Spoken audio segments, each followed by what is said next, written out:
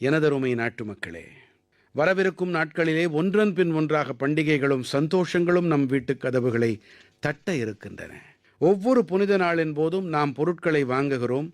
மேலும் இந்த முறை பார்த்தால் ஜிஎஸ்டி சேமிப்பு கொண்டாட்டம் வேறு நடந்து வருகிறது.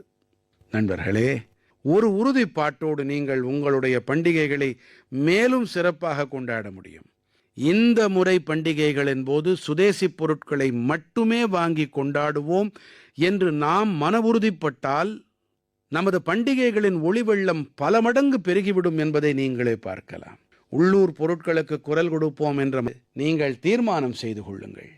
நம் நாட்டு மக்களின் தயாரிப்புகளை மட்டுமே வீட்டுக்கு கொண்டு வருவேன் என்று உறுதி மேற்கொள்ளுங்கள். நம் நாட்டு மக்களின் உழைப்பிருக்கும் பொருட்களையே பயன்படுத்துவேன் என்று உறுதிப்படுங்கள்.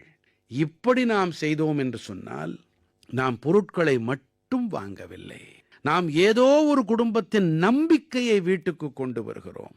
யாரோ ஒரு கைவினைஞரின் உழைப்புக்கு மரியாதை அளிக்கிறோம், யாரோ ஒரு இளைஞரின் தொழில் முனைவுக்கு இறக்கை அளிக்கிறோம் என்று கொள்ளுங்கள்.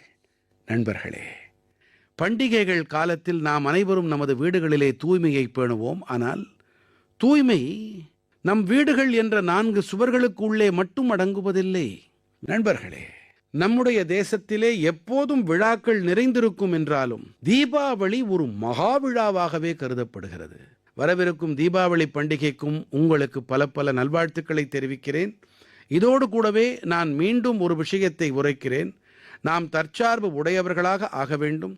தேசம் தற்சார்பு உடையதாக ஆக வேண்டும் என்றால் இதற்கான பாதை சுதேசியை நாம் முன்னெடுத்துச் செல்வதிலே தான் இருக்கிறது. நண்பர்களே, மனதின் குரலில் இந்த முறை இம்மட்டே.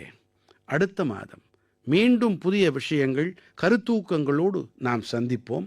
அதுவரை உங்கள் அனைவருக்கும் பல பல நல்வாழ்த்துக்கள், பல பல நன்றிகள்.